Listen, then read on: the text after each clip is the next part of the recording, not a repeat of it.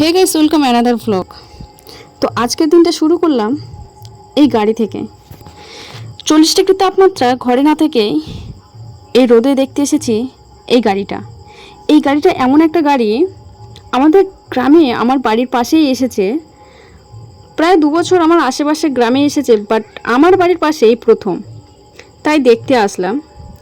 আর দেখুন, যিনি গাড়িটা চালাচ্ছেন উনি বিড়ি খাচ্ছেন। আরে ভাই, বিড়িটা পরে খেলেও চলবে, এখন আর কাস্তে দিয়ে ধান কাটতে হবে না, মেশিনেও ধান ঝাড়তে হবে না, এত মানুষের পরিশ্রম আর করতে হবে না।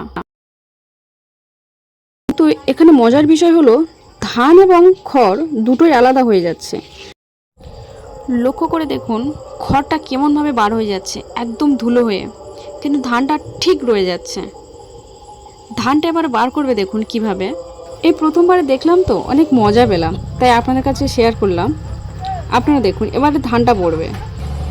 আগে তিরপলটা পেতে দিয়েছে, তিরপল মানে যা ধানটা মাটিতে না পড়ে। ধানটা পড়ছে অনেক গতি দিয়ে। আর এখানে আমার মতন অনেকেই এসেছে এই ধান কাটা দেখতে। কি দারুণ একটা সিস্টেম। আর এই মাঠের ভিউটা একবার দেখুন, একটা সময় সবুজ ছিল, তারপরে লাল হয়েছে, তারপর একদম পুরো ফাঁকা মাঠ, ঠিক আমাদের জীবনটার মতন। তো ভিডিওটা কেমন হলো কমেন্টে জানিও। আর এই গাড়িটা কে কে দেখেছো আগে সেটাও বলে দিও। আর ভিডিওটি ভালো লাগলে লাইক কমেন্ট শেয়ার করবেন, আর পেজটাকে ফলো করে দেবেন। Thank you for watching.